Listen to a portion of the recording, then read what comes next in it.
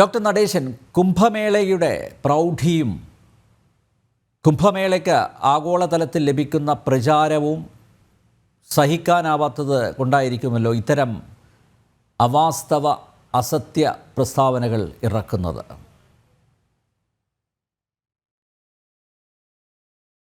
നമസ്കാരം. ആദ്യം തന്നെ എല്ലാവർക്കും വിവേകാനന്ദ ജയന്തി സന്ദേശം പറയട്ടെ. നേരത്തെ സൂചിപ്പിച്ചതുപോലെ തന്നെ മാനവ ചരിത്രത്തിലെ അഭൂതപൂർവമായ സമാധാനപരമായൊരു സംഗമത്തിന് തുടക്കം കുറിക്കുകയാണ്.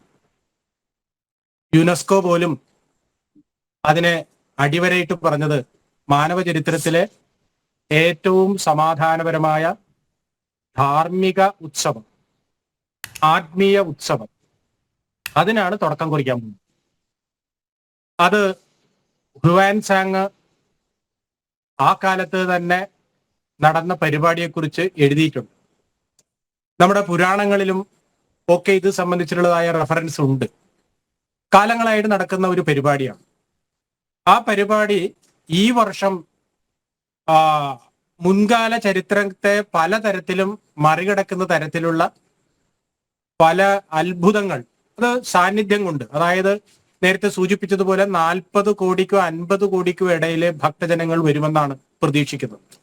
60 ലക്ഷത്തോളം സന്യാസി ശ്രേഷ്ഠന്മാരാണ് പങ്കെടുക്കുന്നത്. ഇങ്ങനെ സമാനതകളില്ലാത്ത ഈ കുംഭമേള അത് നടക്കുമ്പോൾ സ്വാഭാവികമായും സമാധാനം വേണമെന്ന് ഒട്ടും ആഗ്രഹമില്ലാത്ത ആളുകൾ അതിനെതിരായി രംഗത്ത് വരുമെന്ന കാര്യത്തിൽ യാതൊരു സംശയമില്ല.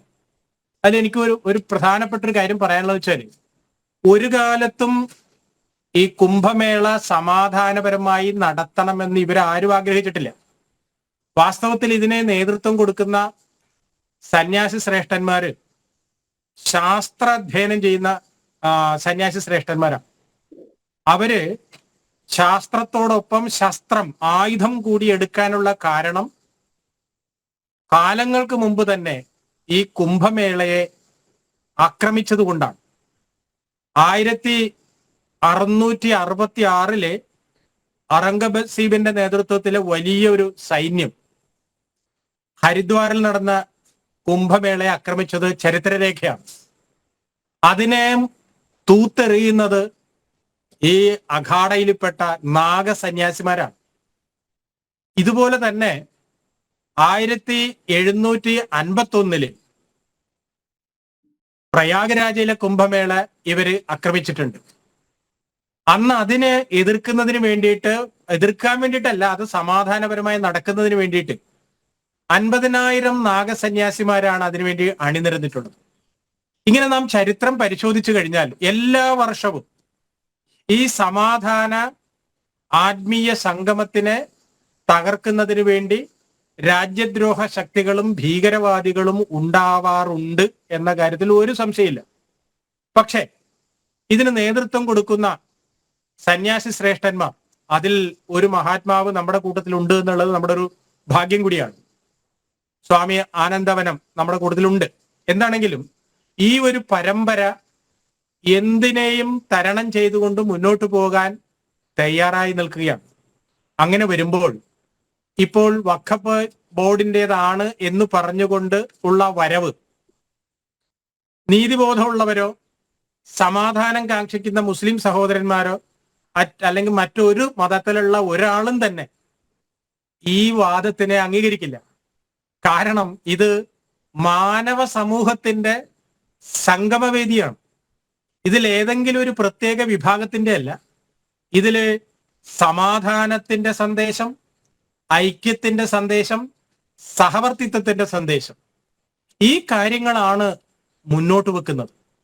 അങ്ങനെ വരുമ്പോൾ അതിനെതിരായിട്ട് നിൽക്കുന്ന ആളുകൾ സ്വാഭാവികമായും ഈ ഐക്യത്തിനെയും സഹവർത്തിത്തിനെയും എതിർക്കുന്ന ആളുകളാണ്. തീർച്ചയായിട്ടും നമുക്കൊരു ഇതിന് നേതൃത്വം കൊടുക്കുന്ന കേന്ദ്ര സർക്കാരുണ്ട്. അതുപോലെ UP-യിലാണ് ഇത് നടക്കുന്നത് അറിയാം.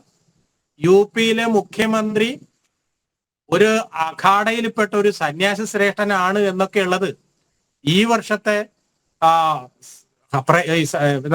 കുംഭമേളയുടെ ഒരു പ്രത്യേകതയാണ്. അപ്പൊ പ്രതിബന്ധങ്ങൾ, പ്രതിരോധങ്ങൾ ഉണ്ടാവുക സ്വാഭാവികമാണ്. പക്ഷെ അതിനെല്ലാം സമാധാനപരമായി അഭിമുഖീകരിച്ചുകൊണ്ട് മുന്നോട്ട് പോകും എന്നത് തന്നെയാണ് നമുക്ക് ആത്മവിശ്വാസം പകരുന്ന പല വാർത്തകളും അവിടെ നിന്ന് നമുക്ക് ലഭിക്കുന്നത് എന്നാണ് എനിക്ക് ആമുഖമായിട്ട് പറയാനുള്ളത്.